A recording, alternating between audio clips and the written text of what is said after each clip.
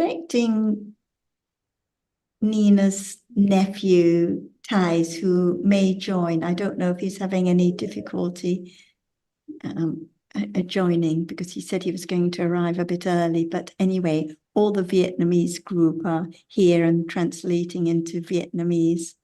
And we were just talking a little bit about Nina. For anyone who doesn't know, she passed away last week in her sleep after the day after the discussion. And it's really a great blessing for her that she was able to participate in the discussions, ask questions, and listen until the very end. And during the week, I've had a lot of contact with the family and a long telephone call with her nephew, introducing some basic Dhamma, because none of them had Dhamma discussion with Nina, or by conditions. So we'll see if her nephew does join. But anyway, otherwise we can continue. So very glad to see so many people here.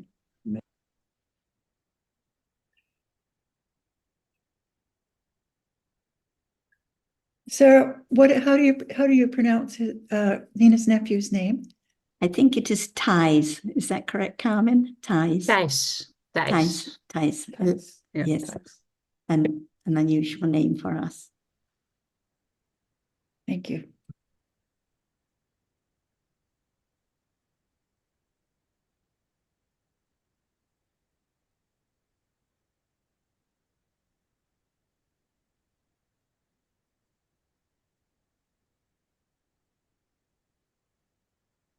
When he called me, he wished to hear a little more about what it was that Nina became so interested in with regard to the Buddhist teachings and what I found so helpful. And I started off, he had given a quote that he had planned to use in the funeral about that a philosopher that Nina had studied a long time ago had written about the soul, and the soul coming here and there. And I said that the Buddha's teachings was the complete opposite, because the heart of the teaching is that there's no soul, no inner being, no self, that there are just different realities arising and falling away, not in anyone's control. And he was familiar with phenomenalism and wondered if it was similar. So I said, well, in a way, yes, because there are just these different phenomena, different mental and physical phenomena arising and falling away. And life just exists in this very moment. So at this moment, there is seeing, there is hearing, which are conditioned, not I who can make seeing or hearing arise. And this is why we appreciate, there's no point in clinging to this or that person, because even the clinging is just momentary. The grieving is momentary. The one we knew as Nina is no more, but life continues on. Death is another moment, followed by another moment. So there is actually birth and death at each moment. And when we grieve and feel so sorry, it's actually for the loss of our own pleasant feeling. But when we think of Nina's peaceful passing away and how death is just one moment to be followed by another, then nothing to feel so sad about. And I'm not sure if I mentioned it, but I thought about how so recently when Nina was asking questions about death and fear of death, and John had said, well, are you afraid of falling asleep? Because it's just like falling asleep, another moment. So usually we're not afraid of falling asleep, but deep sleep is just the same as death consciousness, just a different function, but the same kind of reality. So I think that it is the understanding of the truth now that is so very helpful. And he mentioned that he was going to try to study some of the Abhidhamma. And last week we talked about what is the value of Abhidhamma, what is life now, what is birth, what is death, what is the truth at this very moment, what is impermanent now, what is the cause. He mentioned in our discussion about causes such as one's upbringing or being brought up during the war or one's parental attitudes. But from our point of view, we look at the causes, the conditions for each reality now.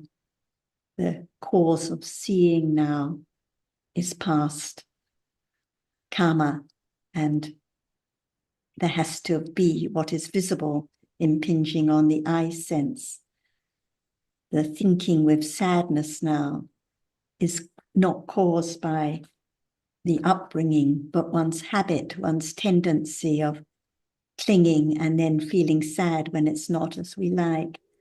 So it's not a religion at all. It's so very practical to understand a little more about this moment. So I don't know if you would like to add any comments, Jan, or anyone else? Thank you very much, Kun Jonathan and Kun Sarah, what you have done for me and our group and the Dhamma Foundation too. It's beyond words, see, because I think that when there is of the truth, Nina just disappear, no more at all. But someone can be joyfully listen to what you are saying. See, we don't know. That's why always joy for kusala karma, kusala deeds, that it can bring result when it's time ready. That's all. If she is with us here listening, she will be joyfully listen to about what you have said. The truth, the absolute truth. No one now. Only the way Dhamma is conditioned, arising and falling away, on and on and on.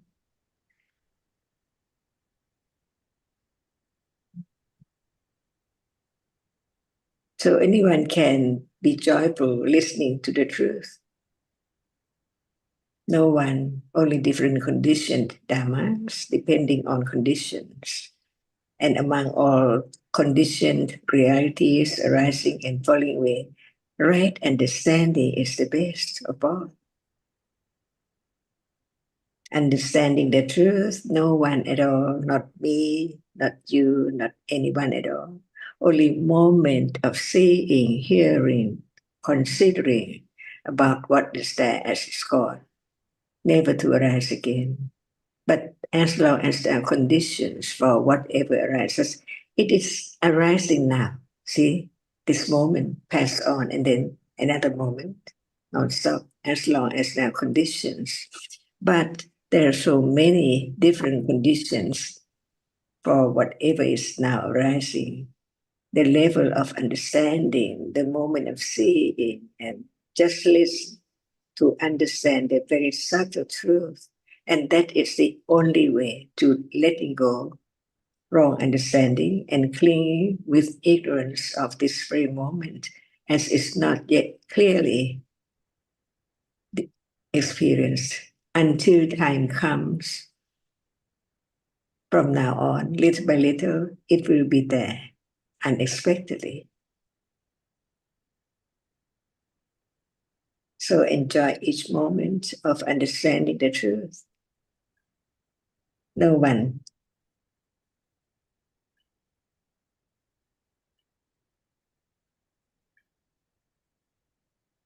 And this is a very subtle way to let go of ignorance and attachment, not the moment of trying very hard to experience it or to think about it.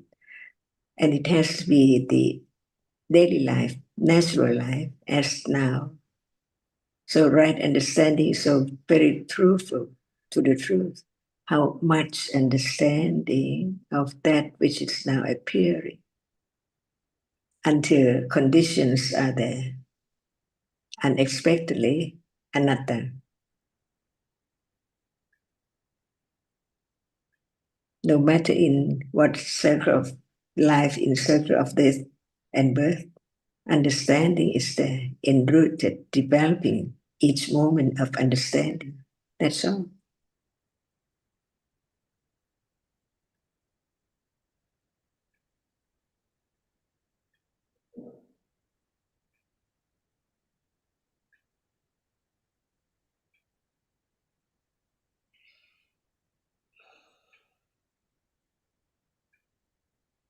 So when thinking about Nina, thinking about goodness,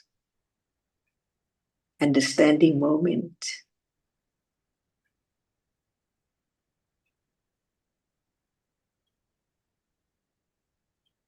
she helped many people to understand the truth from her book and her words about the truth, how much understanding has to be developed on and on and on, gradually, pleasantly, that is there, and it can be known even right now, from moment of hearing, considering, on and on and on. No one, see, understanding is there.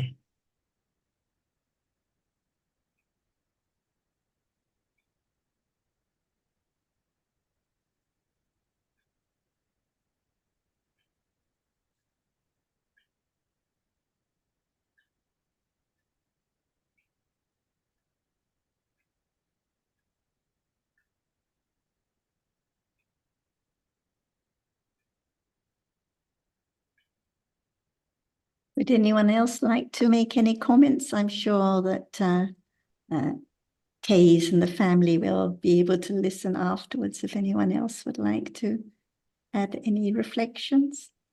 Anne or Alan or anyone? I just, it was the point of her books, I think, that they were so clear and to the point. So I had already investigated Buddhism, but I just thought it was rubbish from the books that I had read. But when I read the first 5 or 6 pages of Abhidharma in daily life, it was immediately then that I understood that those words represented realities of daily life, that they represented this moment, exactly what Ajahn has just been saying. And that's what was so powerful about her books, that so they always went back to this moment now and the reality of this moment now. And I haven't seen any other writings which can compete with that, not even come close to Nina's writings, that they were always very simple, direct, uncluttered. There was no word that wasn't necessary. It is quite unique. And that's why I thought that they should be in the bookshops, because I've never seen anything like it. And of course, a huge benefit, this idea of self is a weight, a burden. As Sarah says, it's like a rucksack full of stones around, which you carry around all the time.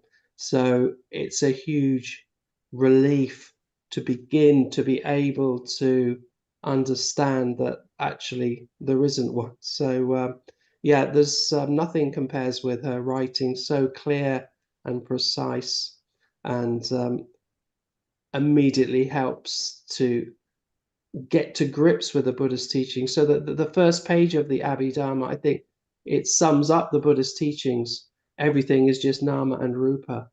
Nobody there, no thing there. It's just either nama or it's rupa. So yeah, very clear, and very very grateful that I've come across those books, and very grateful I've come across Sarah and Jonathan as well, who encouraged me along that way. So yeah, that's what I have to say. Thank you. Alan, for those who are not familiar with the terms like the family members, can you explain what Nama and Rupa are and the significance? Nama is a reality which experiences an object, and Rupa is a physical phenomena, a reality which doesn't experience an object. So, for example, sound is Rupa. It doesn't experience an object, but it is experienced by a reality, another reality. Nama, hearing consciousness, experiences sound. But when it's not understood, it's always I who experience sound, and the sound is taken for being something or somebody, like the bird or a person or a car. But sound is just sound, it's just a reality. So each moment of our life is Nama and Rupa, just arising and falling away in split seconds. So taste is Rupa, and it's experienced by a reality. So life is just these Nama and Rupa, mental phenomena and physical phenomena, arising and falling away in quick succession. No thing or person in any reality. They are just realities by themselves. So, yeah. Nina or Betty or anyone else, would you like to add any comments which may be helpful for the family to hear? Excuse me, can I just say something? I mean, for Nina, I mean, as Nina has passed away, but as this life, as Nina, who have done so much, I mean, I want to appreciate, I just want to say, for this life that she have done. I mean, she's written the books, and so many lives have been benefited by her writing. That's um, she write the Dharma, the teaching, the word of the Buddha. So actually, this is we can all appreciate that this life she have done one of the rare, very few opportunity that you will do in samsara is that to help people understanding Dharma. So I, if Nina can hear me, I would like to thank you so much. If uh, maybe Nina in another world, or if not, but still I'm very grateful for what she have done to for everybody. I really appreciate it. Thank you so much. Well said, Hajit. Yes, I found the proper email and I was able to write to Nina's family. And though upon hearing the news of Nina's death, we are saddened by the loss, and we have sent great condolences to the family. But there's also a feeling of joy, because when we think of Nina, we think of all the wonderful work she has done to spread the Dhamma and to teach people the Dhamma. And like Alan said, you read other books on Buddhism and they don't really explain the Dhamma like Nina did, like John does, like Sarah and Jonathan do. And it's been such a great honor for us, because to have her with us for so long, and being able to read and study and contemplate her writings, to help us develop understanding. And we can't thank the family enough for all of your care and understanding as well. Thank you.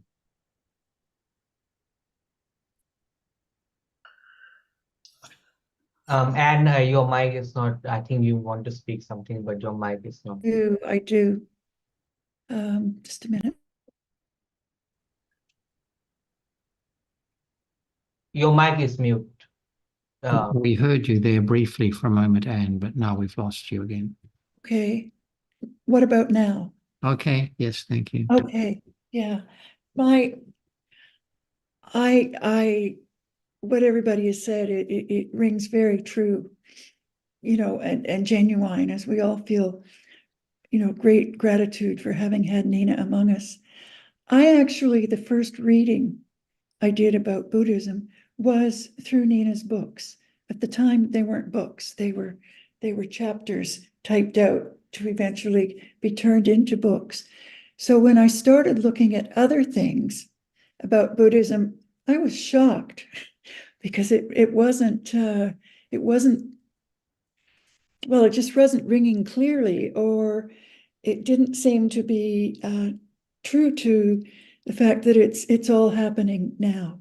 We're talking about this moment. So Nina was wonderful in being able to do that, and I think, and Ajahn, obviously, I know Nina studied with Ajahn and had lots of discussions, and that's where this has come from. But she really did so much, as does Ajahn, for helping people to understand the true Dhamma.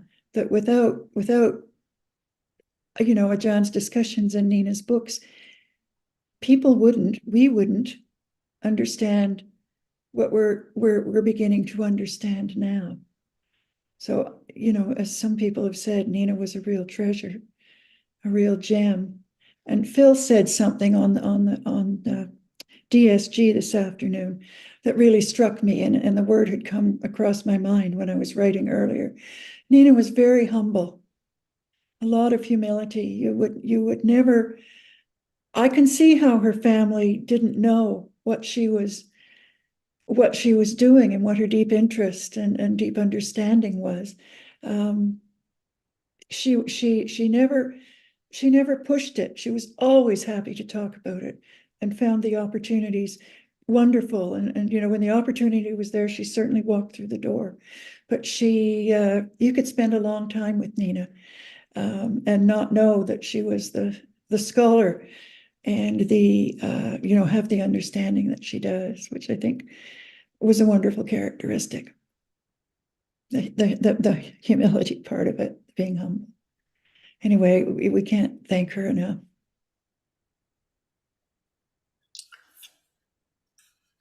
Yes, I think, as you said, Anne, that a lot of what we read from Nina reflects, of course, on the deep understanding that Ajahn has, and which we are all very grateful for and indebted to Ajahn.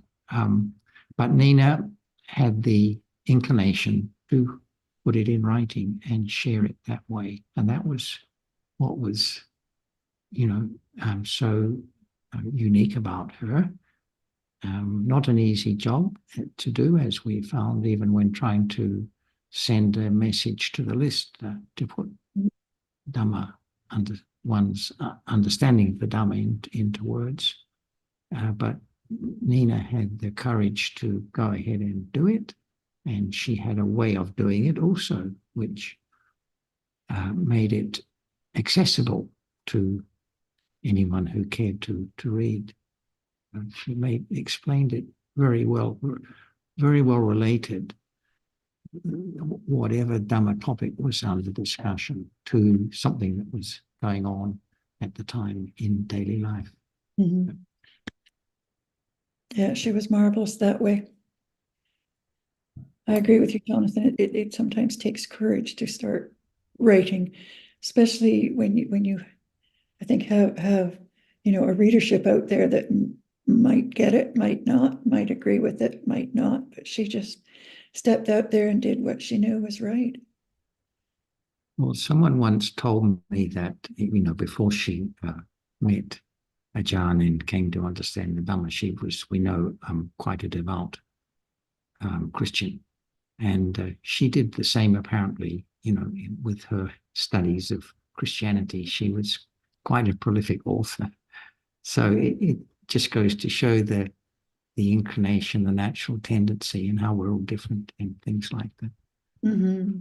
Mm-hmm. And I think it's a good example to show that the Dhamma is for anyone, no matter what the accumulations, like her accumulations, so different from Sujin's or someone else's. Like she had one time when Ajahn sisters said, "Oh, do you share it with your friends in the Netherlands?" She said, "Oh, I don't have friends in the Netherlands. We are her friends." And she just liked to write and not be disturbed. Whereas Ajahn likes to be surrounded, to have friends around, to listen, to share, but not to write. So we have different habits, Yeah. different accumulations, different daily life. We live in different ways, but none of this is important. All that's important is the understanding of the truth at this moment, no matter the habits, no matter the tendencies, no matter where we live. But the fact that I And am here, think this is what, yes, carry on, Judika. the fact that I'm sitting here is because of Nina. She told me about this group, and she was like an older sister. If I didn't know in the beginning, I started with reading Abhidhamma in het dagelijks leven, her book, and I feel very joyful to think about her. She was so joyful that you could very appreciate joyful. it, and you had the interest to join. And she was So always there. She was always there. You could phone her, and then and she went also with us to a group in the Netherlands. I'm very thankful that I have been able to know her.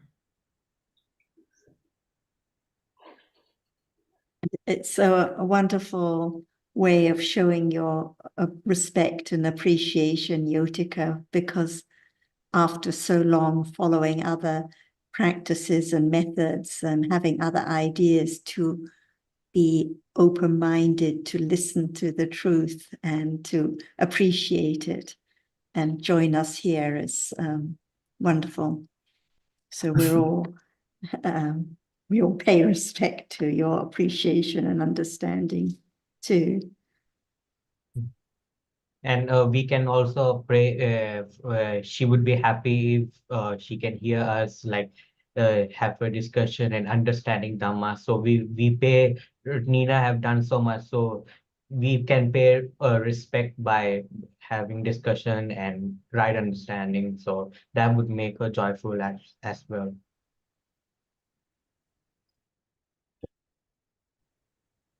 Hung, you were so helpful, and there are a lot of Vietnamese listening, and you supported her so much when she went on trips to Vietnam. Is there anything you would like to say? It was a very happy time for me and other Vietnamese friends who can have her, and we have her as another teacher, to share the Dhamma with us. So it's very appreciating all the Dhamma sharing from her, and we can understand more about her. Yes, and we cannot, like Anne said, we cannot say thanks her enough. Yeah, thank you. And it was just only a couple of weeks ago, Mr. Zhao, that you were saying about how you were so inspired by Nina. Would you like to add more about your appreciation? Because I know that it's a very special one for you.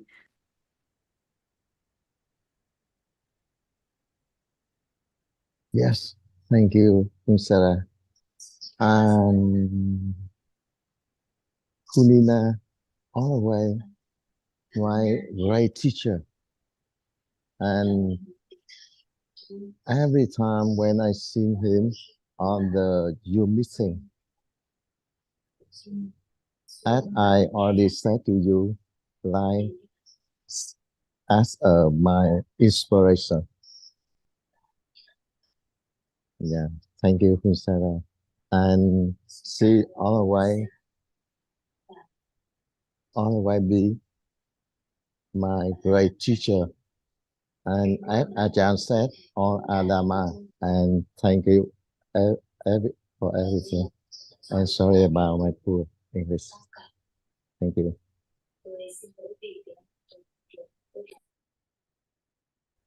And of course, as Ajahn always reminds us, in truth, just as now, there is no Ajahn, no Hung, no Betty. in truth, there never was an Ajahn, a Nina, or a Hang, and there's no Nina now. Like Alan said at the beginning, there are just those realities arising, experiencing an object, and those realities falling away, not experiencing anything, but so quickly they're taken for this person or that person. So we can show our great respect for the qualities and the appreciation for all the good works and all the kusala, but at the same time also appreciate that life is just at this moment, a moment of experiencing, a moment of seeing, a moment of hearing, a moment of thinking about Nina, thinking about those qualities in a joyful way or a sad way, depending on conditions at the moment. So I think it helps a lot to come back to the truth at this moment and the conditioned nature. One of the other topics that we mentioned, that came up in our discussion the other evening, was about, there was reference to love and attachment, because usually conventionally we think of these as good qualities, our love, our attachment to Nina or this person or that person. But we know that it is the love and the attachment that bring the grief, that bring the sadness, that bring all the disturbances. And it's so very different from the kindness, the loving kindness for others, the taking joy in their good deeds, being glad for their good outcomes, for the accumulation of wholesomeness, and the loving kindness, the metta for others brings no sadness or grief. It is the love, the clinging. We think it's to the other, but it's really to our own pleasant feeling that brings the sad moments. Perhaps this is also helpful for you when thinking of your Aunt Carmen, thinking about the good qualities with joy rather than with grief or sadness, because I know she must have been quite young. Do you have any comments?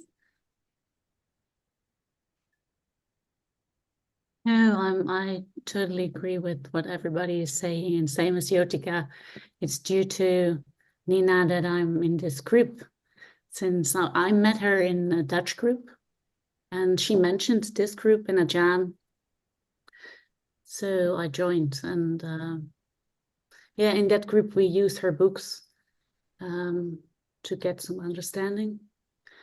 So yeah, I'm really grateful, and I spoke to her nephew, and no cousin, nephew. Yeah, so it was lovely to remember, to, how do you say, to talk about how I met her and what kind of conversations we had. So yeah, I'm really grateful, and also the messages I get from the Dutch people are more or less like they are silenced. They say I'm silenced to hear this, and they're also really grateful. So yeah, that's it. Thanks, Carmen, and yes, best wishes for your two close family members passing away, your aunt and Nina too. And Alberto, do you have anything you would like to say? Nina's last messages on Dhamma study group just around Christmas time were actually to thank you for sharing the links to the discussions in India. So she was listening to those discussions right until the end. So I know she appreciated all your help. Anything you would like to add? I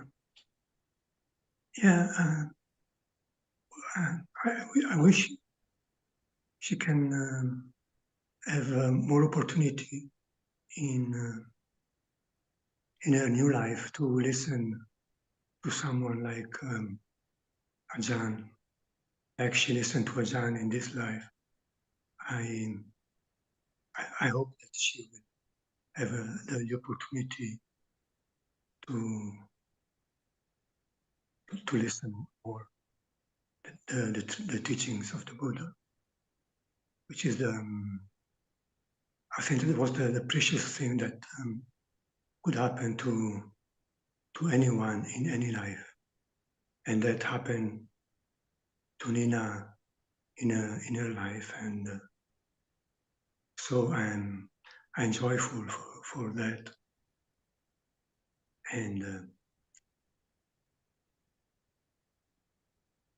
yeah, as I'm joyful for myself and for Sarah and for Jonathan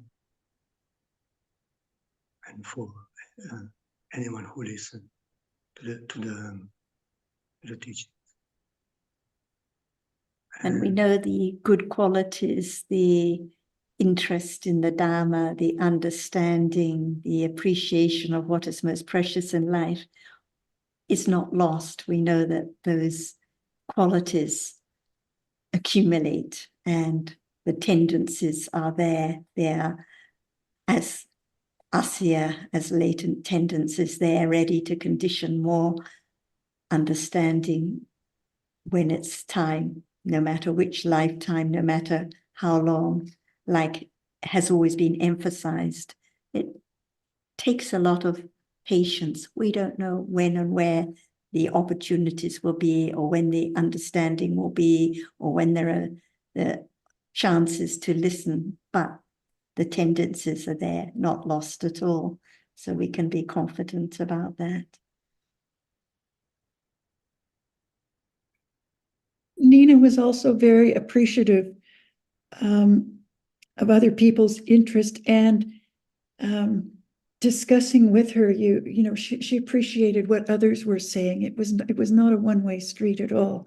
She was always very appreciative of, yeah, what others said, and would quite openly say, well, I hadn't thought of that.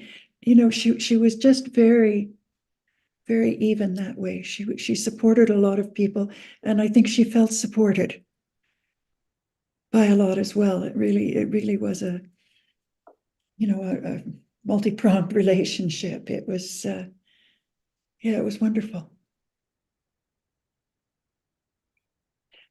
Interestingly, I sitting here discussing Nina, I can't help but find myself thinking of Ludovic as well.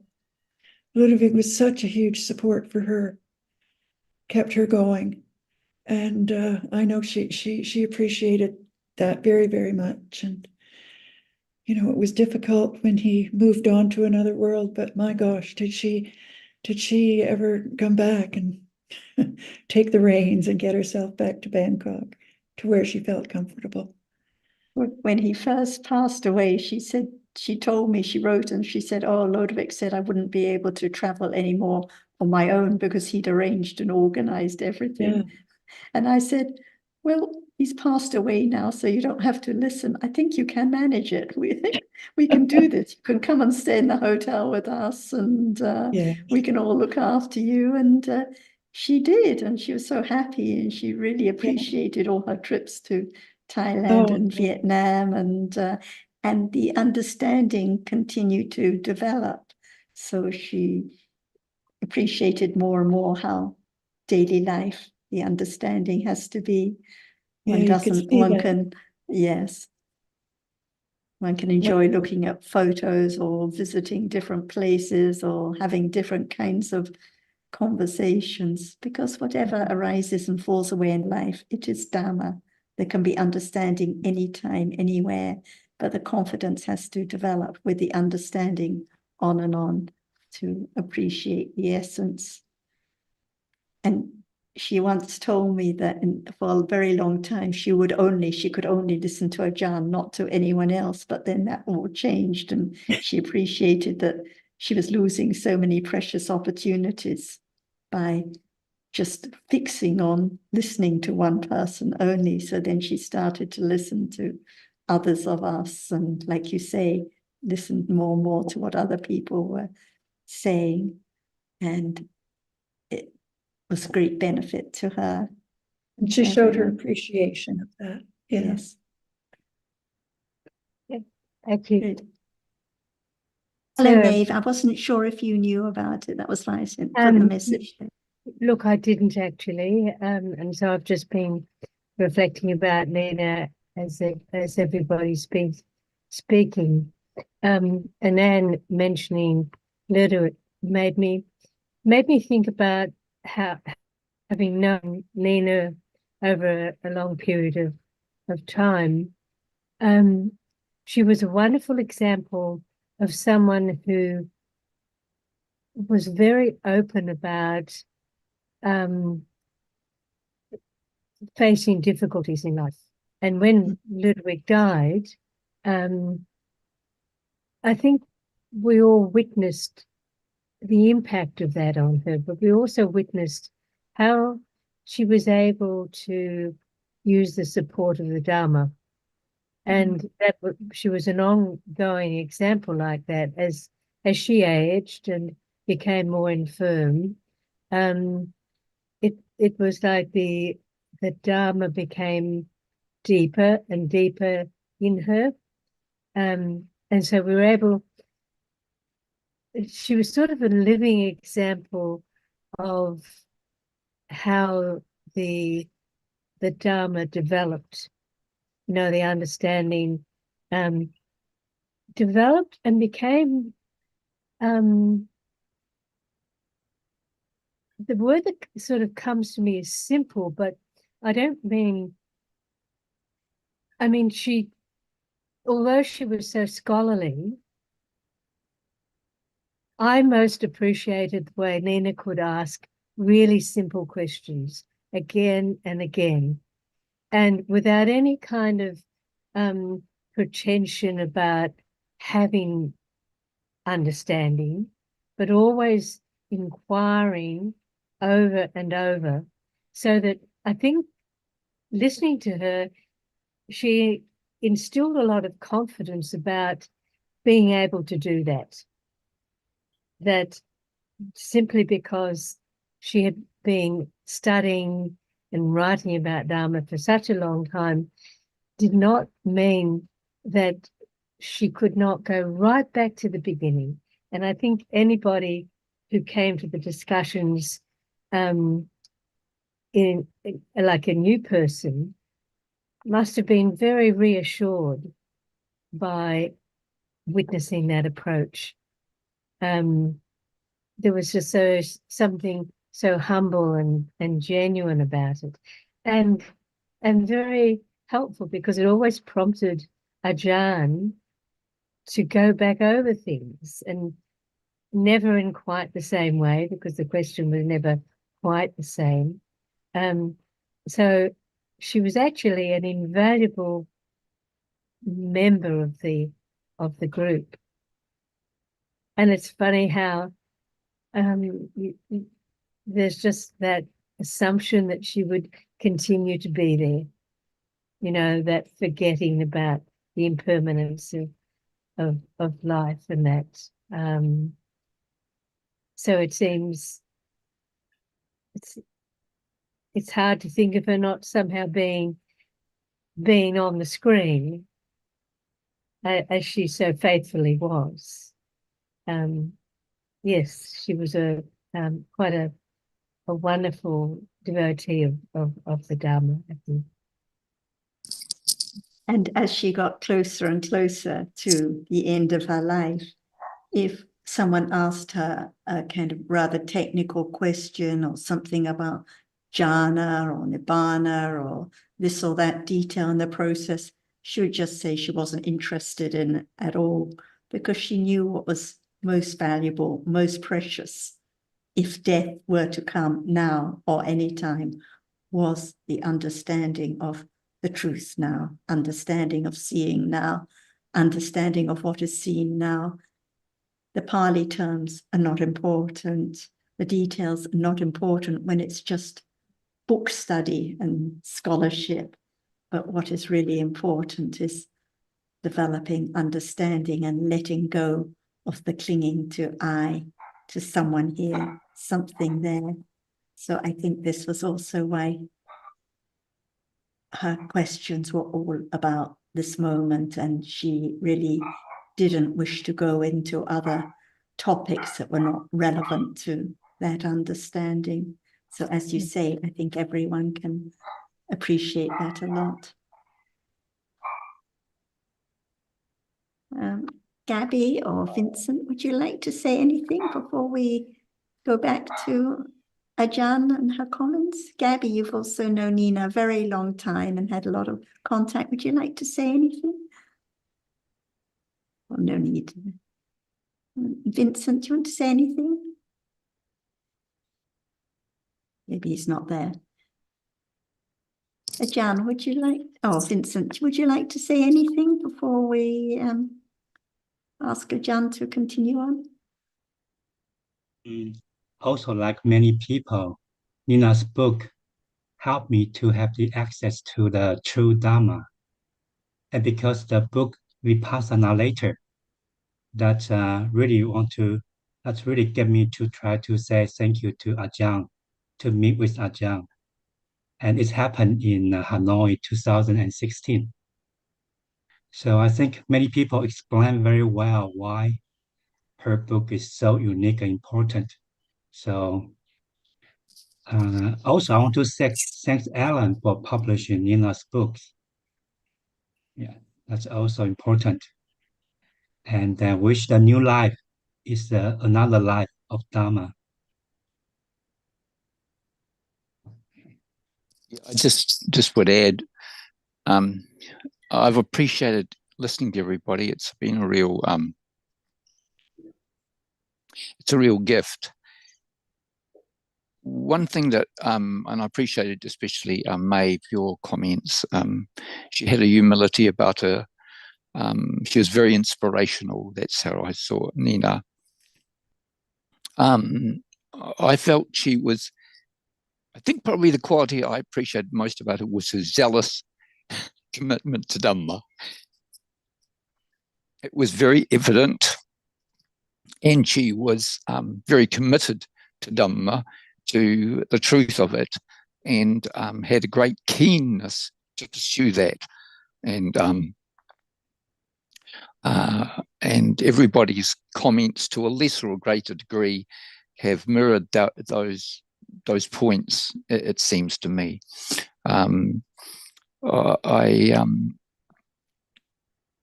will miss her.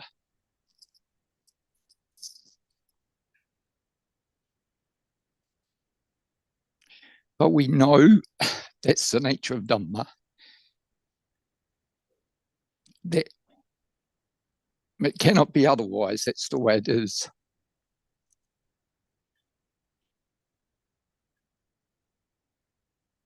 And perhaps I'll just leave it at that for the time being. Thank you, Sundara. That was very nicely said. And Ajahn, would you like to add more comments, or perhaps it's good, I don't know what it's most useful to talk about. We've talked so much in the past about death. I'm sure she would be happy, as we would have happy time talking about the understanding of Dhamma and share with her now. She would be so very happy too. As we are now. As we are now. Appreciate her kusala deeds and understand that it will bring her result no matter when it's proper time, now or then. So the best thing in life is to understand the truth happily, joyfully. It's the truth about this moment. Gone.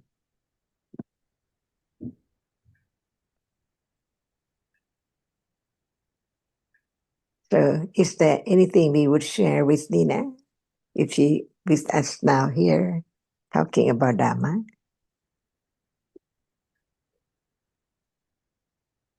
I think just more about the reality of the present moment. She liked hearing about that. So we should maybe talk about that. So very subtle, no matter on what point.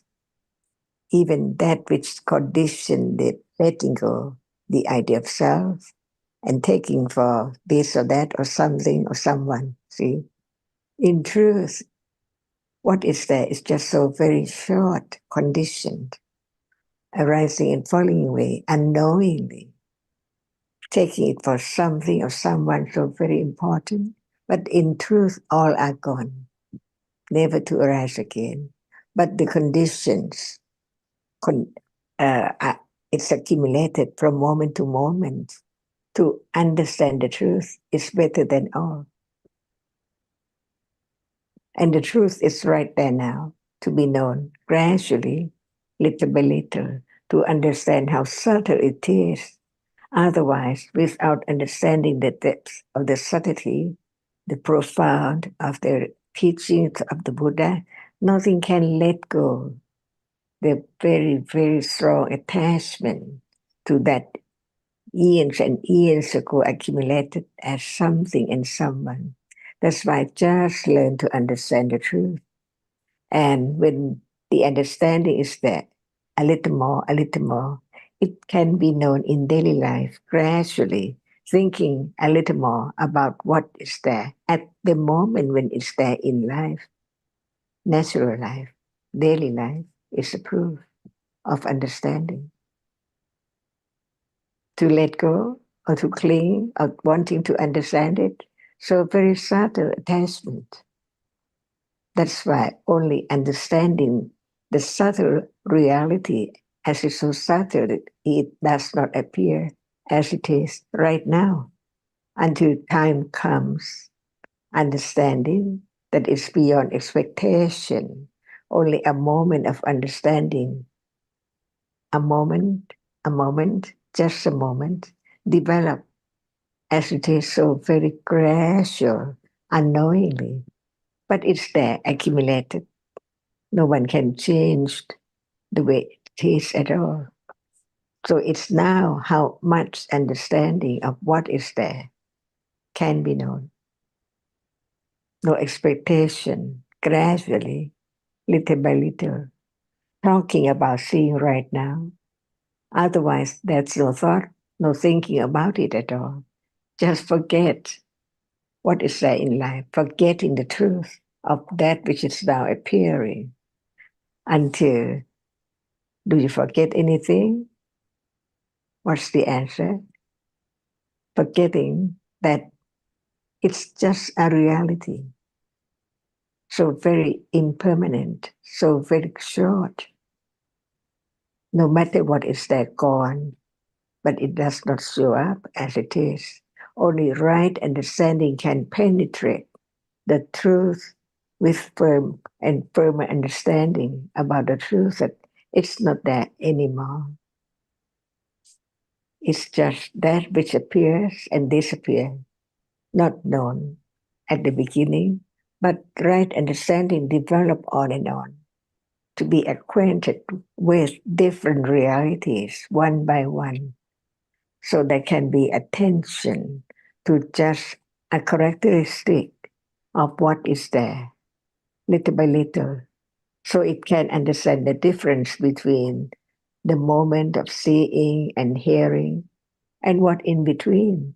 It can be right understanding or attachment or other moments unknown until it's known what is there in life. So many, many different things in a day, but it can be known a little more about just one reality at a time.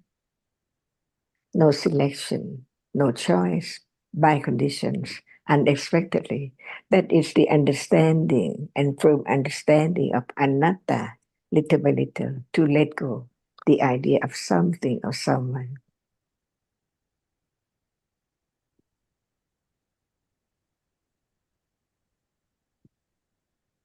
There can be a little more understanding of that which is there, little by little. But it has to be very firm understanding of the truth to let go the idea of just thinking about it, but not experiencing it yet because it's not proper time, not enough understanding. And that is the way it is. Patience is there. Otherwise, no attention to anything as it is right now. And this is the way it develops to let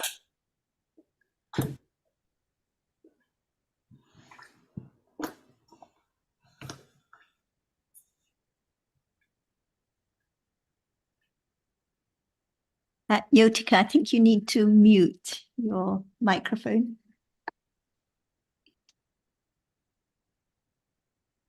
Carry on, Ajahn. Is it true? That's true, Ajahn, as you say, that there can be a little more understanding of what is there now. And it is always little by little. In fact, it can be so little that it's imperceptible. But if the right conditions are in place, then the understanding will develop. It doesn't need any effort from us. It doesn't need any extra help. Those conditions being there, the understanding develops. No one can think about the truth by oneself, but the words of the Buddha in the book can be considered a little more, even just one word, anatta. See, it's not difficult to understand the meaning, but the truth is so very subtle. And this is why I read again about this and that and consider a little more, even just one word about the truth. And that's the way it can understand deeper and deeper about the truth as conditions to let go ignorance and attachment and wanting something secretly unknown. Until right understanding is there, begin to understand the truth little by little, so very little, but that is the way it develops, to let go the accumulation of ignorance, attachment, and all kinds of akusala, years and years accumulated to condition what is there in daily life, even this moment and other moment later. That's right. Daily life can be the test for understanding, even intellectual understanding about the danger of akusala. It doesn't come as it's time to think about it, but the way it's conditioned shows up, the way it is gradually developed. Not to cling so much to whatever is there, because actually it is akusala. It is that which has to be gradually eliminated. Otherwise, the truth cannot be known because it's there hinder instantly with ignorance and attachment. That's why just understand more and more the way it is so very subtle to understand that the development of understanding has to be so very subtle as well.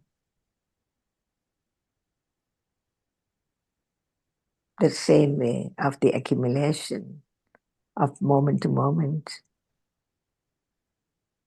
kusala or akusala.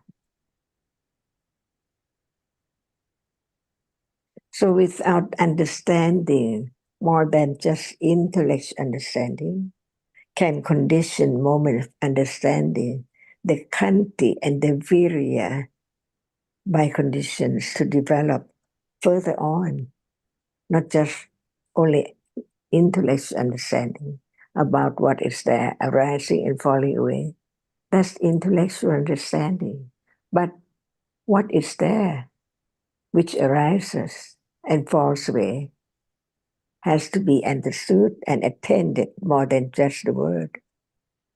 For example, the reality which experiences the object, if one tries so hard to know it, it's wrong.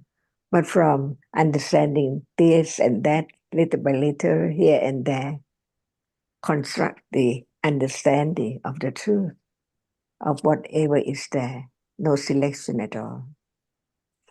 For example, at moment of anger, can it be known? Or just try not to have it? What is right and what is wrong? More careful considering about the way to have no more attachment and ignorance. It has to be understanding the truth only. That's the way to have confidence of the truth of each reality. And what about moment of being so happy, attached to the object unknowingly? Is it not dangerous? Or is it dangerous? How dangerous it is. It hinders the understanding of the truth.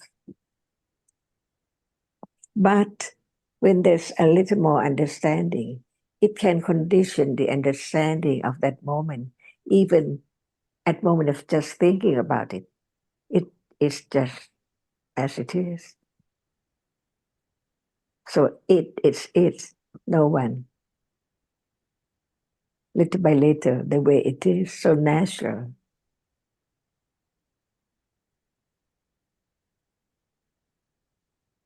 So all depends on understanding intellectually, directly, and experiencing the truth little by little, not as it is, but the truth is hidden all the time until it appears little by little as it is, one characteristic at a time. For example, seeing right now and hearing right now, there is only understanding that it's that which experience the object and they cannot arise together. But now they do not appear as they are different moments, but they appear like it's just there. Hearing and seeing, thinking and seeing, liking and seeing all day. What is the truth? That's why just learning to understand a little more and more, to let go ignorance and attachment because of no understanding, even intellectually. That's why understanding the truth, even just the first word we have heard, Dhamma, see, we don't have to say that it's Dhamma. It's real, it's there, it's different by conditions not known before. To begin to understand that what is there has to be by conditions. The accumulation so strong that it can condition such reality to arise at such level.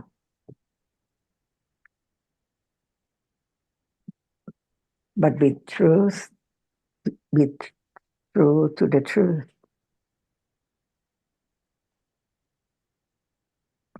The truth is that what is there arises and falls away.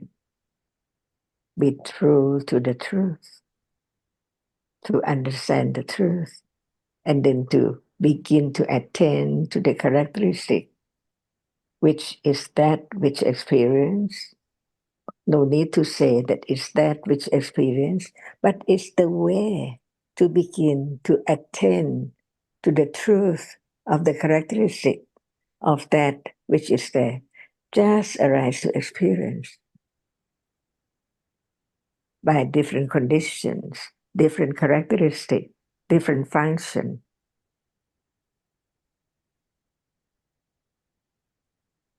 So what is there is to be known stage by stage, little by little, to hear more, to consider more. Otherwise, how can there be the understanding of the truth by different aspects when it's there? As ayatana or as aramana or what? All are conditions to let go the clinging and ignorance of that which is now appearing. So very gradual, life to life, on and on. Without conditions, how can it arise? Without a little more understanding, more truthfulness, how can it appear as it is? To firm confidence of the truth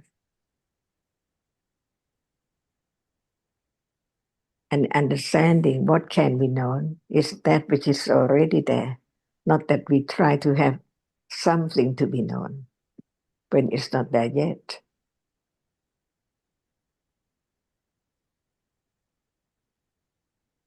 And we're so used to thinking of the problems in life in terms of the death of a dear friend or family member or the loss of this or that.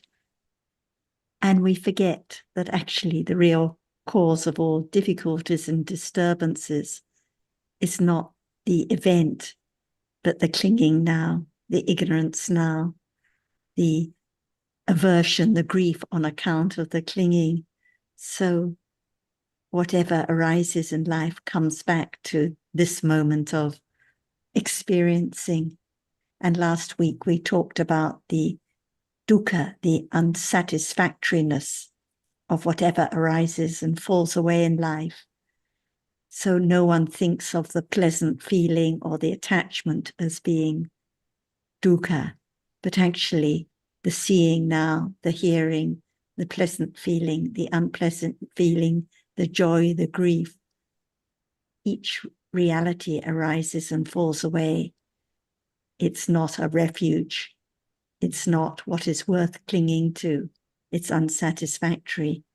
And this is the deep meaning of dukkha, the permanence of whatever arises in life.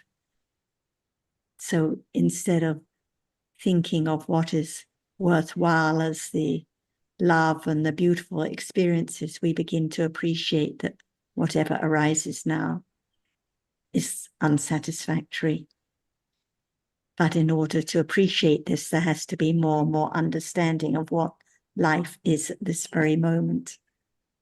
The pleasant feeling, the sad feeling, the seeing, the hearing, each one conditioned, not in anyone's control, anatta. And this is the real heart of the Buddha's teachings, that there are just these different nama dhammas and rupa dhammas, which Alan mentioned at the start, arising and falling away. The seeing is not my seeing, and what is seen is not something, it's just what is visible. The hearing now is not my hearing, and the sound that's heard is not anything. And we think it's so sad to hear the news about our dear friends passing away, but actually what is heard is just sound. What is seen is just visible object. It's the thinking on account of what is seen and heard, thinking of joy, thinking of sadness, thinking of this or that memory, that is the reality. So whatever we hear and study comes back closer and closer to this very moment. And this is what Nina appreciated so much as well, hearing more and more about the truths at this moment. How it's actually death at each moment now. We feel sad when we hear about her passing away, but what about the death now, the death of seeing now, the death of hearing now, the death of thinking now? Actually, there's birth and death at each moment in life. What's gone is completely gone, never to come back. And what hasn't come, hasn't come. So there's only this very moment.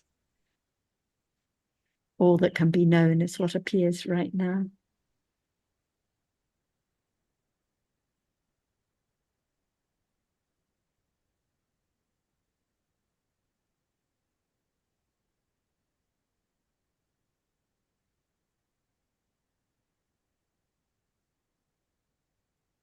Please excuse me. At this pause, I did want to say something.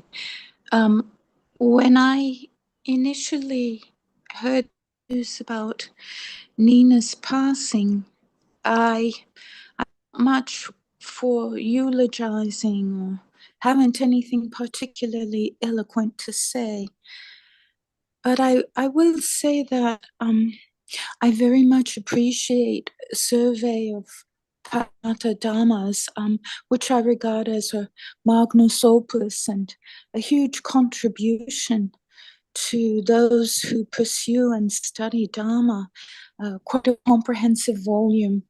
It's been my friend when I had none, when I was stuck abroad during the COVID situation, and I read that over and over, and it got me through some very difficult periods.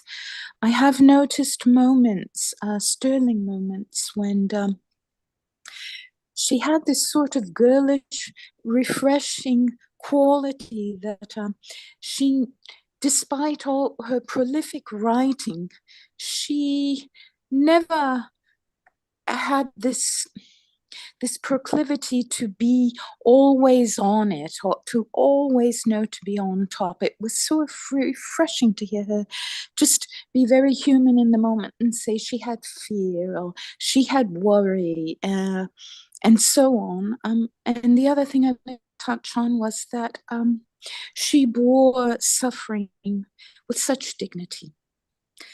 So I don't know what further to say, but somehow I trust that in whatever realm she is now, that she rejoices in hearing our Dhamma discussion today.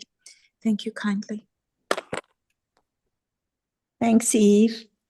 And I also saw Robert is here, but I didn't realize this beforehand. I don't know if you would like to add anything, Robert, and or Tam or Azita. Anyone who hasn't, if you would like to add anything, please go ahead.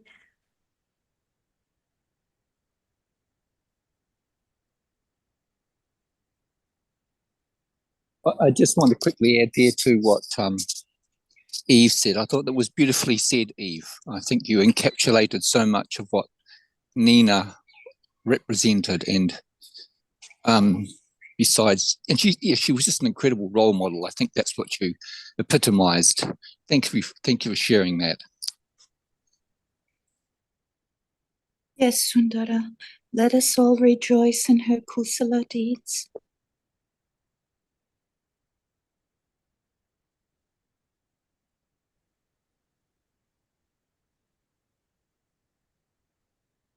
Bak and the Vietnamese group, anything you'd like to say?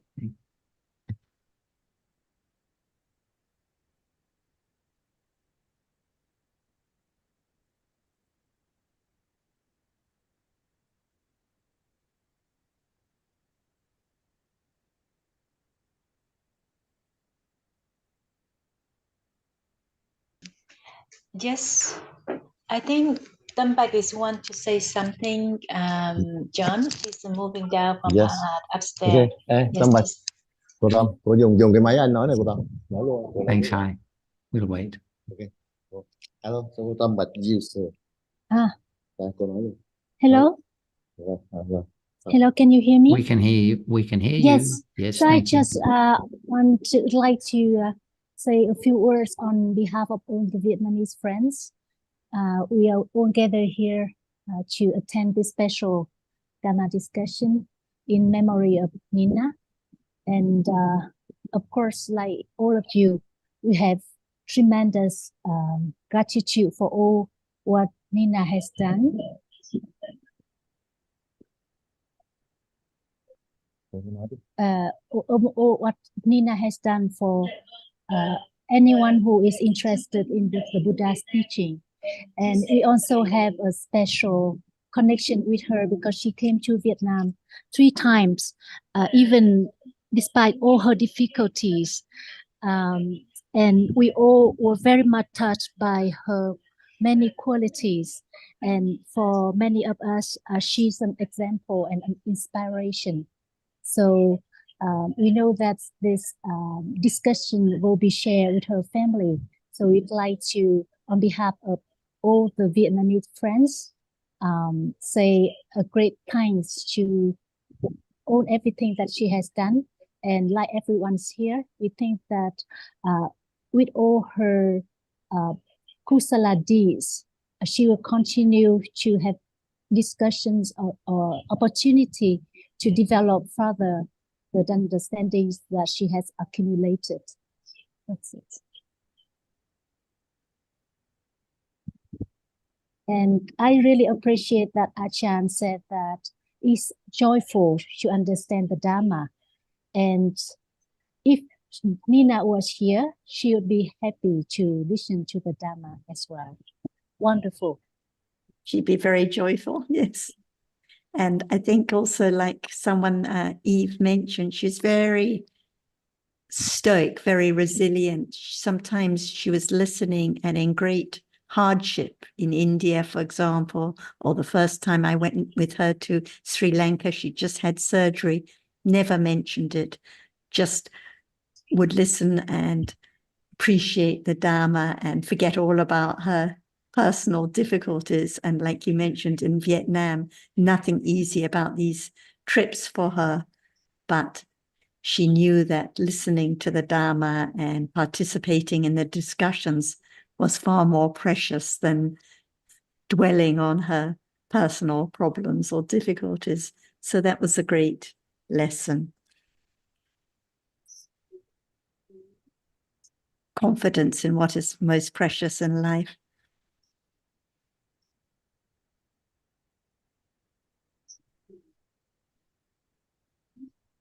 So thank you. I will come back to my translation role. Your other So station. please, Thanks, yes, Tam. It's good to please hear carry your on. comments. Thank you. Thank you. We can say more tomorrow in the session. Yes.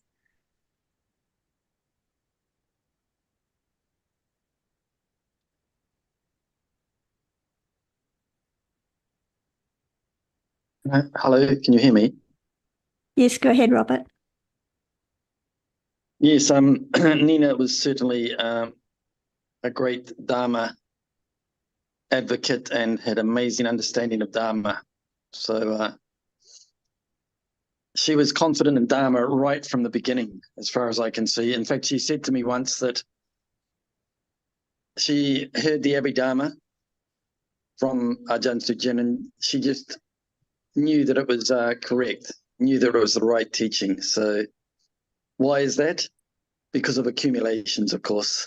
And so she continued to develop her understanding and share it. Yeah, she was a wonderful help to the world. Thousands and thousands of people benefited from her books, of course. Thank you. Thanks, Robert. I think all the sharings, all the comments have been very appropriate, and it's wonderful to know how everyone appreciated the good qualities so much. One of the questions her nephew asked me on the phone was, in the Buddhist world, how important her figure she is, and one or two questions like this. And of course, in truth, it's very rare for people to really appreciate what is the truth as taught by the Buddha. Usually it's a lot more popular to follow a practice, to go to a meditation center, to try to do something. But for those like Nina who really appreciated the value of just understanding at this moment and sharing that, it's very precious. But we don't need to think about the numbers or who is most popular or the best known Buddhist figure or anything like that, because actually all that's important is the understanding here and now and sharing it as best we can. And Nina appreciated that a lot. Perhaps I would add to that, Sarah, that I would perhaps describe her as a shining light, that nephew or that relation who asked about that. And I think she was fully deserving of that accolade. Yes, that's a good way to put it. A real gem, as someone put it, yes. So can you hear me, Kun Sarah? Kun Sarah? Please go ahead, Kun Metta. Yeah, I would like to share. Yeah, so I really appreciate Kun Nina or Kusala that Kun Nina had done. See, so she wrote many Dhamma books, and she went to Sangvechaniya Satha with Thanajan so many times. So, and to have Dhamma discussion many times in India and in Vietnam. So I remember one time when we have Dhamma discussion in Vietnam, there were many monks and many Vietnam friends, and Kun Nina explained about Sila. So she explained that Sila is not only remember the number of Sila, there are 5 Sila for lay people or 227 for the monk. And she said all the Sila that the Buddha pointed is lead out all the kilesa to have right understand about each word of the Dhamma. So I remember that and really appreciate her the right understanding Dhamma that she shared for us. So and also on the we went to Hua Hin on the 27th, and on Saturday 30, and I joined the Zoom and I saw Kun Nina, and I showed Kun Nina to my sister Kusuma that she looked very happy and she looked very good that day. And yeah, and I joined that, and no one know what happened, you see, and only on the 31st and she passed away. So no sign. Maybe we don't know when it's our turn. So just study Dhamma carefully and respect each word of the Buddhas. So I would like to share that. I appreciate Kun Nina a lot. Thank you, Kun Sarah. Yes, it was just the next day that she passed away after the Zoom. But as we're always reminded, yes, it can be now, it can be any moment, any time, unexpectedly. But when it's time, nothing to feel sad about. We've discussed this before, Metta, with family members, that when we feel so sad or we grieve, it's just because of the clinging to our own pleasant feeling. But when there's joy in the others' good deeds, or the kusala, or the wisdom that has been shared, nothing to feel sad about at all. So I think the Dharma helps us a lot. And if it's there, if the sadness is there, or the fear that Nina would sometimes mention, it's just for a moment, it's just a Dharma. It doesn't belong to me or anyone, and then it's gone. But thank you for sharing those good reflections. Can I, sir? Please go ahead, Mr. Zhao. Back to the last question from Punina about the reality at this moment. So she asked about with or without Satipatthana. Could you please back to that question and explain a little bit more? Thank you.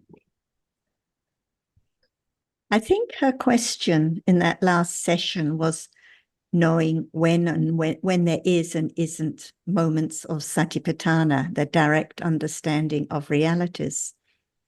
And Ajahn answered by talking about how there has to be the understanding now of Dhamma, of Chittas, those realities that experience an object such as seeing, hearing, and thinking, those realities that don't experience anything, such as the visible object and the sound, the mental factors like the attachment, the grief, the pleasant feeling, the unpleasant feeling, because we may think about the term or the word Satipatthana, but what about the understanding of the truth right now?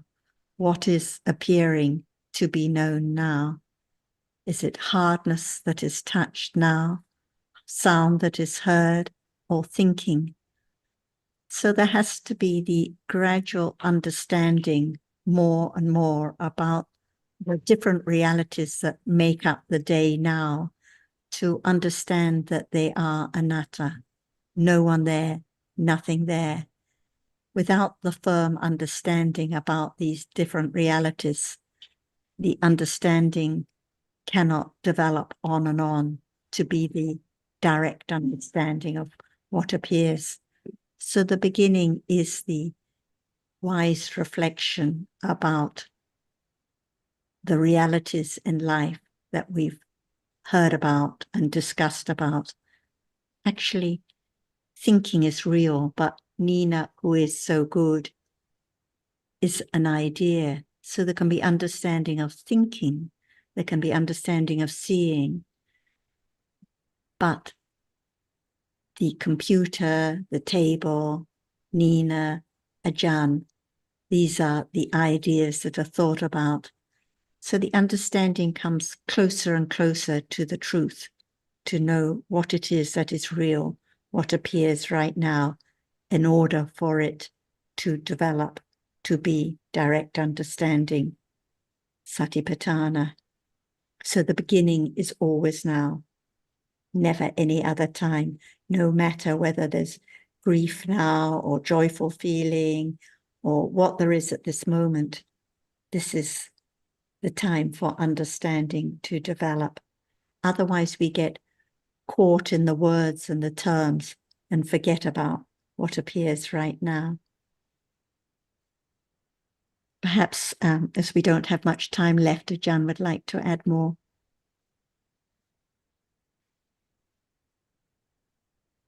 So I think that it's not just understand the term or the meaning, but each reality has to be understood little by little. For example, we heard the word sati and we heard about patthana. If there's no clear understanding of sati and patthana, it doesn't condition any understanding of the truth. It's just the word. But in truth, each reality has its own characteristic. When we use the word sati, we don't use patthana or citta or the reality, which is the chief of experiencing.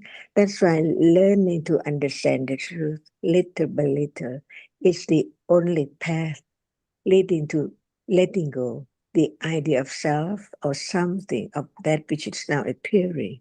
In truth, it has its own characteristic, which can be directly experienced as it is, but not at the very beginning. Just understanding that what is there can be known. It's that which is now appearing. Firm confidence of that. No time to think about anything, but to understand what is there now is that which can be understood. And without hearing about the truth of it, how can there be the understanding of the truth of it? That's why from the very beginning, to understand the word of truth, what is truth? See, if there's no understanding, can we look for truth or understand what truth is? Truth of what? But what is there now? Is it true? Is it real? And what is its nature, or what is its truth? That's why it has to be firm confidence of the truth at the very beginning in order to understand more of what we heard, like sati and patthana and panya. It has to be carefully considered to understand little by little that it's so very subtle, because we can say sati and patthana and we know what is satipatthana, but what is it now? See, what is satipatthana now? What is the patthana and what is the sati? Otherwise, there can never be satipatthana at all. Is it subtle? Ignorance cannot be sati. And what is patthana? See, what ignorance does not know now.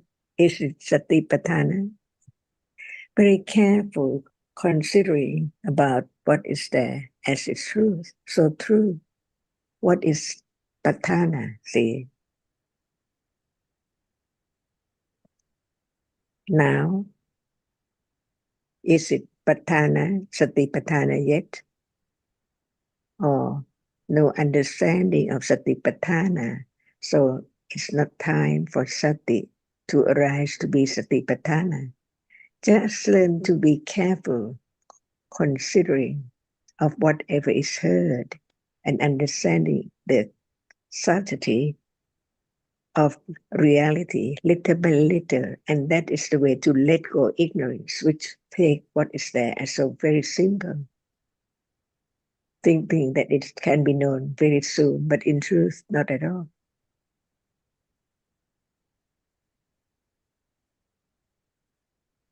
Is it just a little helpful to let go ignorance about Satipatthana?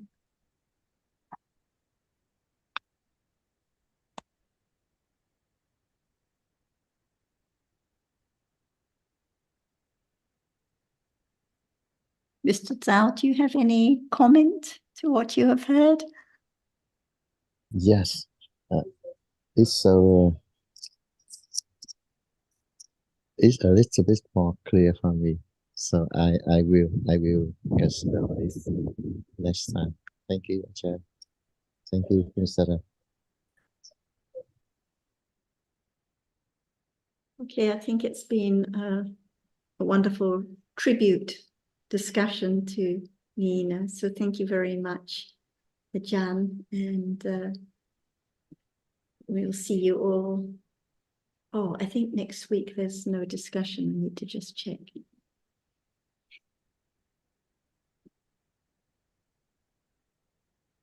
No discussion next week, Sarah?